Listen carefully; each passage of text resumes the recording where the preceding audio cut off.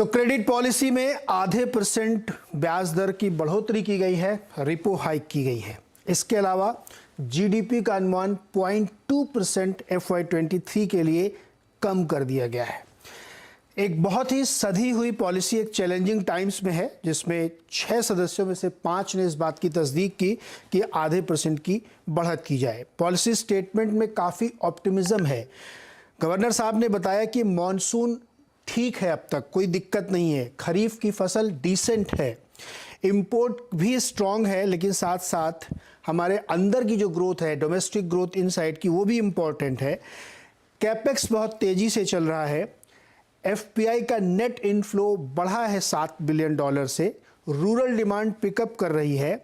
Manufacturing PMI ऊपर है और क्रेडिट ग्रोथ 16% थी। 9 सितंबर तक का फ्रीक्वेंसी डेटा दिखाता है, यानी सिस्टम में ठीक ठाक लिक्विडिटी है, इसलिए डॉलर को वो कैप करते रहेंगे, मैनेज करते रहेंगे। हालांकि इन्होंने साफ किया कि उनके दिमाग में किसी लेवल को लेकर के कोई रिजिडिटी नहीं है कि रुपये डॉलर का एक्सचेंज रेट क्या होना चाहिए।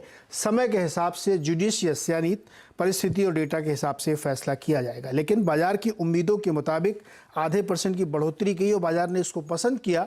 बैंक निफ्टी 500 पॉइंट ऊपर और निफ्टी ने सेंचुरी मार दी है, यानी बाजार को कोई नेगेटिव सरप्राइज नहीं मिला है, सिवाय इसके कि एक बहुत कॉशियस अप्रोच लेके चल रहे हैं वो। और उनका मानना है कि अगर क्रूड इस लेवल पे सस्टेन करता है या इससे ऊपर रहता है तो शायद आगे चैलेंजेस बढ़ सकते हैं।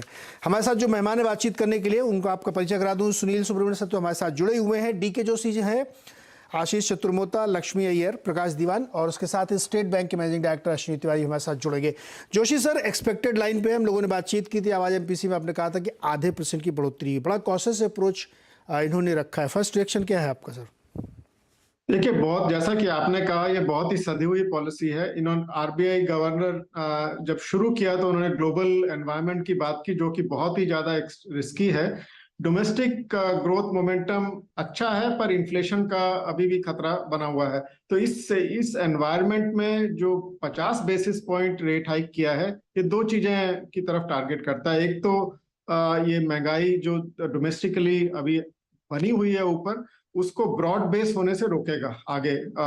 तो एक तो महंगाई की दर को काबू में लाने के लिए है। दूसरा यह है कि जो ग्लोबल स्पिल ओवर इफेक्ट्स जिनकी उन्होंने बहुत बात की, उनका असर कैपिटल आउटफ्लो करेंसी पे पड़ता है, तो उसको थोड़ा ये म्यूट करेगा। तो ये दो तरह के इसके असर हमें इस पॉलिसी हाइक के दिखाई देंगे।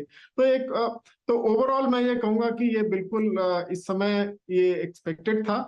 उन्होंने फॉरवर्ड गाइडेंस देने से बिल्कुल रिस्ट्रेन किया है अपने आप को, क्योंकि इस एनवायरनमेंट में फॉरवर्ड गाइडेंस देना मैं मानता हूं बहुत मुश्किल है। आप अगर फेड की भी फॉरवर्ड गाइडेंस को देखेंगे, वो चेंज होती रहती है हर पॉलिसी के बाद। तो अभी उन्होंने ऑप्शंस ओपन रखे हैं कि आगे जिस तरह की स्थिति उत्पन्न होगी उस तरह से आरबीआई एक्शन लेगा रेट पे। ओके लक्ष्मी, मैं आपके पास आऊं, इससे पहले आशीष